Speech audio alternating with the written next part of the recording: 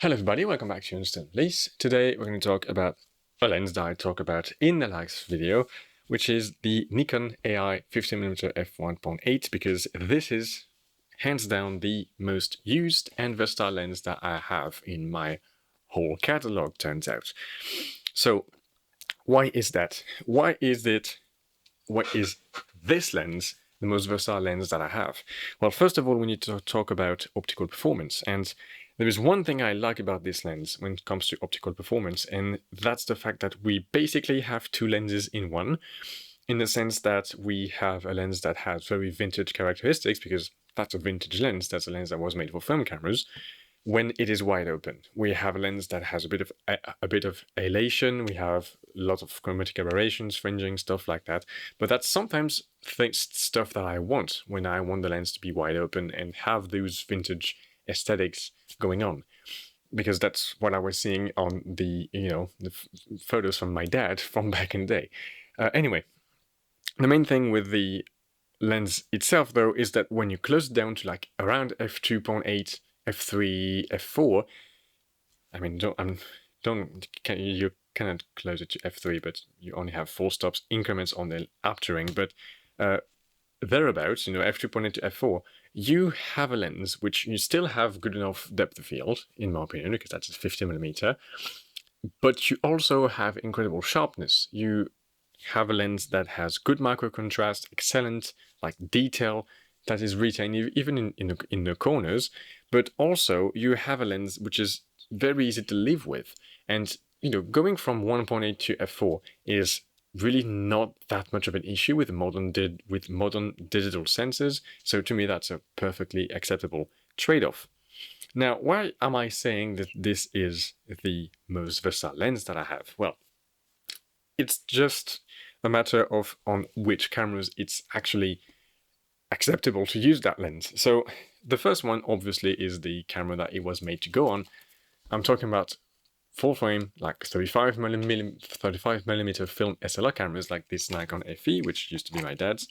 You can put that camera on that lens, or the lens on the camera, depends on what you are talking about, and you have that very nice combo of a pancake 50mm on nice 35mm film camera, and that goes really nicely. That's basically the lens I've been using for, I don't know, 80% of the shots that I've taken with that camera. So it's a really nice lens in the fact that it's compatible, natively compatible with film cameras like these, because, well, it was made for them in the first place. Second type of cameras that I use that lens on are digital full-frame SLRs, like my D700, my beloved D700.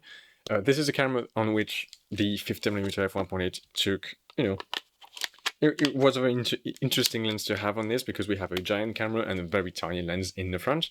And this is the only lens, pretty much, which allows me to put the D700 in a sling bag and not dangling around my neck on a strap, and still have the ability to carry around all the lenses while still having the camera in the bag. So that's basically what this is.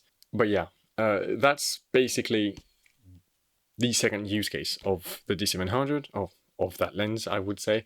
It also has native support for aperture control, even in your EXIF data, as long as you have the right lens corrected, like announced on the camera. So that's the second use case, and that's the second reason why I love this lens and why it has been useful. But so far, we have only talked about cameras that are full frame or 35mm equivalent cameras, and so that doesn't really paint the full picture, because a 50mm is a 50mm. But what if you want to use that on an APS-C camera? Then that lens becomes a 75mm equivalent. 75mm, which is more like a portrait lens. And this is where the pancake form factor becomes super important about that lens, because you can just slap an adapter onto it. So here I have my adapter for Fujifilm X-mount, and you still have a lens that is quite small. And that's a contrast that I have with other f-mount lenses that I do use and I have used a lot. Typically, my best f-mount lens, in my opinion, is this thing, which is the 35 f2, and that's a pretty chunky lens. It's full metal. This is like mostly plastic for the exterior. And when you use it on the FE, it's not a problem. When you use it on the D700, it's not a problem because those cameras are made to have those lenses like this. And it's not, it's a bit stubby, it's longer, but it's fine. Overall, it's fine. The main problem is when you add this lens on an adapter like that. Not only is the adapter metal, but the lens is too. Now we have something that is quite heavy. And if you put that on top of I don't know, a camera like my X Pro 2, for example, you have something that not only is not going to provide you with something particularly special in terms of image quality, because my TT-Allen 35mm f1.4, which is about half the size and a third of the weight, is going to be the exact same thing, but also you have something that's very front heavy and it's not really that comfortable to use. And that's the biggest problem of most of my F-mount lenses really, is that when I want to adapt them on mirrorless cameras, they become a bit front heavy, they become a bit too big for my liking. That's also something that I observed on my Nikon Z6, which I pretty much don't have any Z-mount lens anymore. I pretty much sold everything the moment I went to Mark IV thirds cameras, but I still have my Z6 and I use it mostly with F-mount stuff. And when you look at it, like this is a pretty sizable lens and it's pretty heavy. The camera is not light either. And this is not super comfortable. Even with a large grip and a plate under the camera, I still feel like it's very front heavy.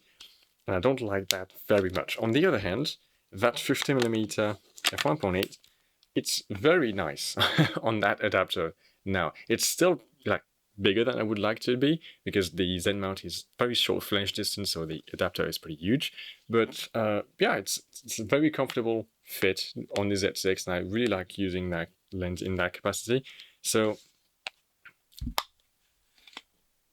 that's the main thing. It's the form factor. The form factor is going to be the be-all and end-all of this lens. The optical performance, I mean, that's something. But the main reason why that lens is great is the fact that it's a pancake lens. And yes, sure, it's not perfect optically. You can have some softness in the corners, especially on full-frame cameras. But I don't think it matters that much. Like, when I mostly close down that lens to f4 about like or thereabouts anyway, and this is where I like that lens. This is where I like the depth of field and rendering that it gives me wide open. This is not why I use this lens. And on a full frame camera or an APS-C camera like that, where you have it adapted, the lens is small enough that it still feels like a small lens, even if it's adapted on a giant adapter like the FTZ2 adapter here. That's the biggest point about the 50mm, and that's one of the reasons, if not the reason, that's my most used lens. It's a versatile lens that can go on pretty much every camera that I have, even cameras that are not made for it, like my Canon 5D. It's a good performer on every camera as well, like even my Nikon Z6, which is a 24-megapixel full-frame camera, I don't really have sharpness issues, even wide open. The same goes for my Fujifilm X Pro 2. Maybe I would need to close down to f2.8 to get the full sharpness of that lens, but otherwise the lens is pretty sharp, I think, and it's pretty good. Like, I don't have any major complaints with it. Sure, it has a bit of flaring, but so does every vintage lens or every cheap lens that you have out there, so it's not really that much of a problem. And the biggest thing, again, is the form factor, the versatility of that lens, coupled with stuff like, well, the price. The price of that lens, if you get, like, you can get the AI version like this one, which is Nikkor branded, but you can also get it in this form. This is the one that my dad had. It was a kit lens for the Nikon FE back in like 1982 or something, and this lens is basically the exact same thing, same optics, just a different body, which feels a bit more plasticky. Like the aperturing is a bit crunchy, but that's just a matter of preference, I guess. It's more clicky. But the main reason why I had this lens and I still bought that one, it wasn't for the silver ring. I don't care about that. The reason I bought it is because of the focus ring. You can see here it's like a couple of millimeters, which is not amazing on that, and it does not allow me to put a focus tab like I have here. This is the thing that makes this lens very, very, very, very, very nice to use. Just can put my finger in there and I can focus my lens like that. That's the way I like to use it on whatever camera that I have. And this lens was not able to do that. I need to have my fingers around it, and I do not like this position. So that's just the way it is. So that's about everything, really, when it comes to the 50mm f1.8 from Nikon.